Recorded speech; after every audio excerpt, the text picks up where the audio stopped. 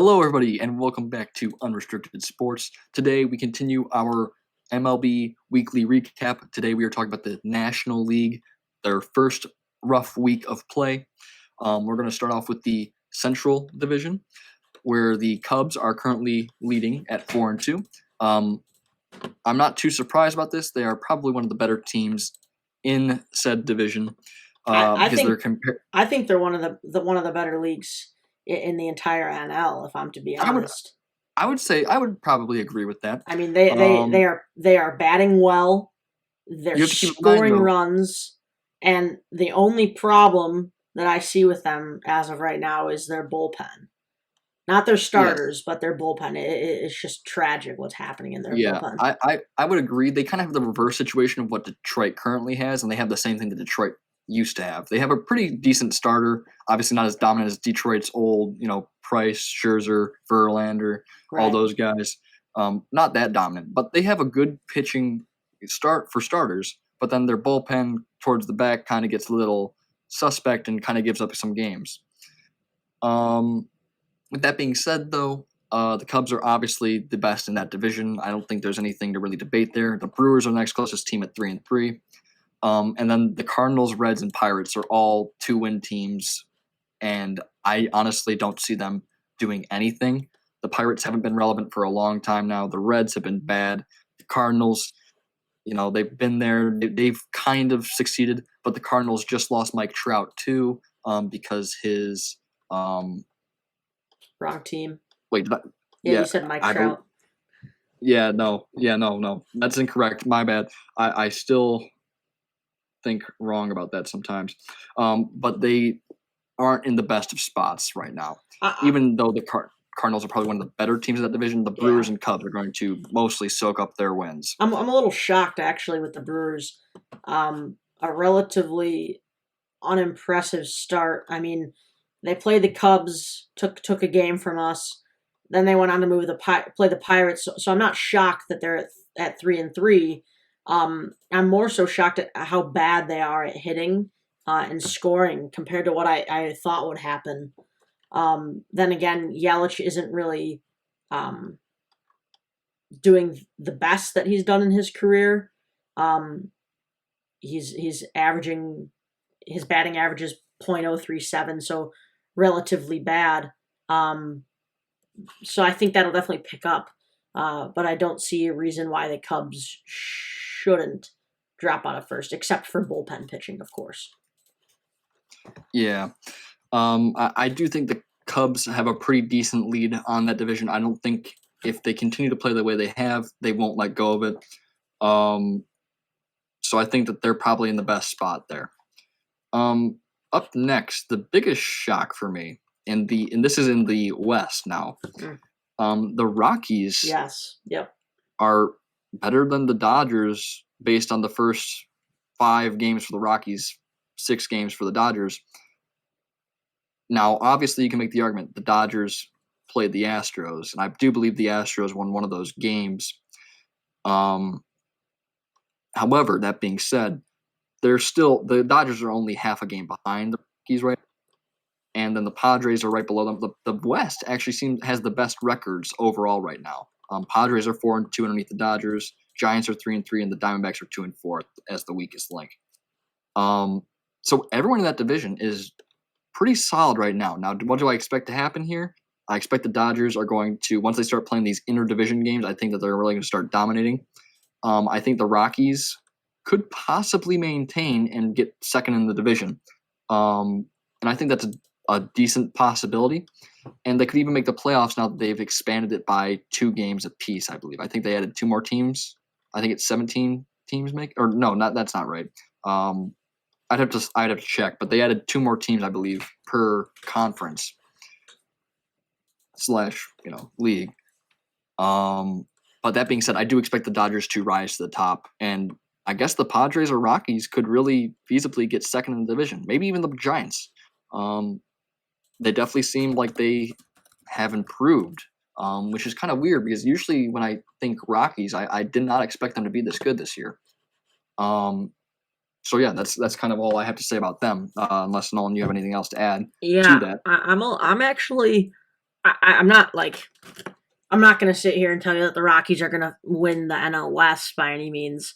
I'm a little shocked that they're in first right now, obviously with the Padres and Dodgers, but I'm really intrigued by what the Padres are doing and what they have the potential to do.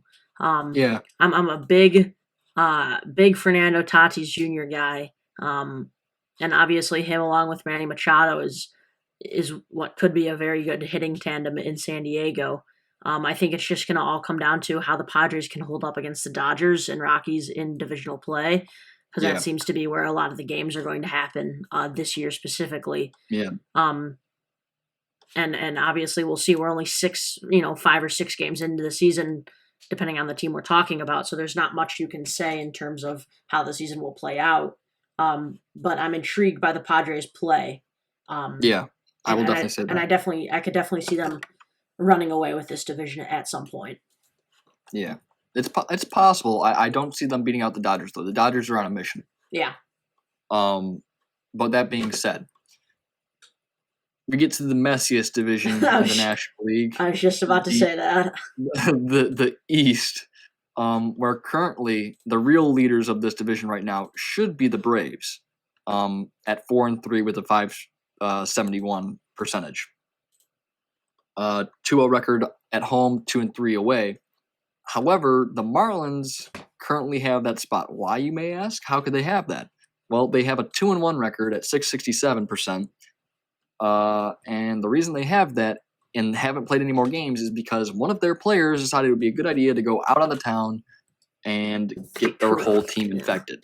That's been what's been pretty widely reported here. Obviously, no one on the team is talking because, it's kind of like a team thing, like, hey, keep that in the locker room sort of deal. It's pretty strong culture thing in baseball.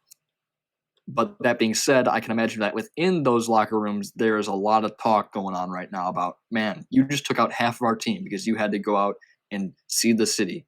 And it's a bad situation. The Marlins, obviously, half their team goes down. Obviously, none of those players are seriously at risk. There's no hospitalizations, anything like that.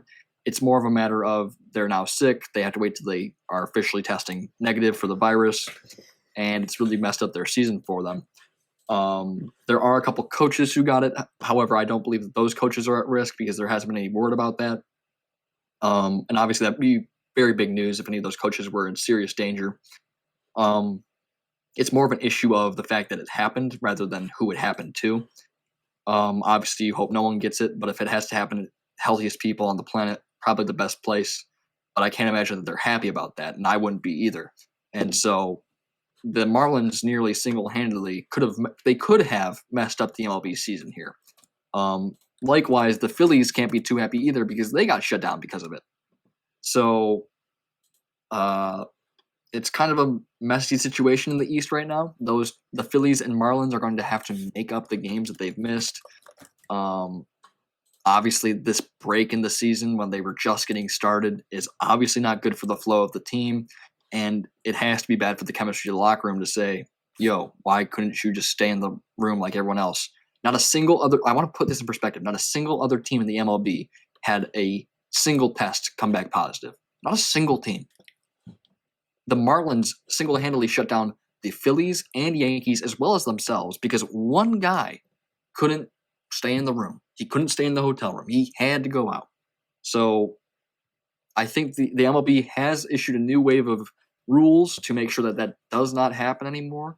And I will be surprised if something like this happens again because I imagine the MLB is aware of who is responsible for the outbreak, and I think that they're just waiting to dish out punishment until after the season maybe because I think that dishing it out now wouldn't be the best move. Yeah.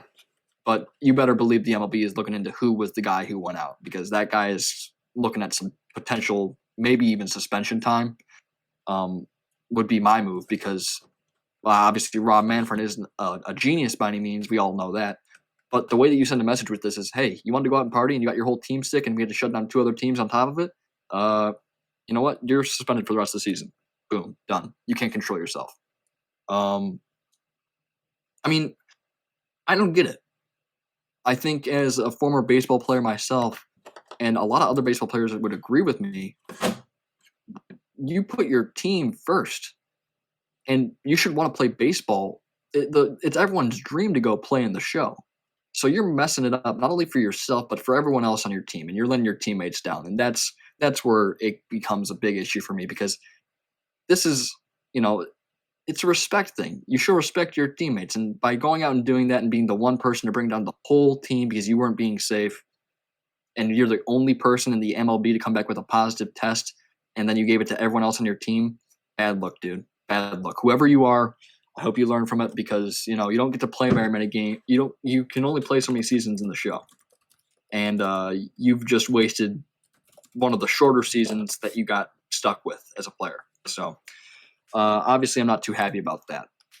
And it makes the East a whole big mess too, because the Marlins are technically still the winners of the East if the season were to end right now, because they're 2-1 with the best winning percentage. Yeah. I'm a little shocked, honestly, with his division. Granted, it's a giant mess with the Marlins, Phillies. I'm surprised at the Nationals. But I'm surprised that the Nationals are 3-4, like you just said.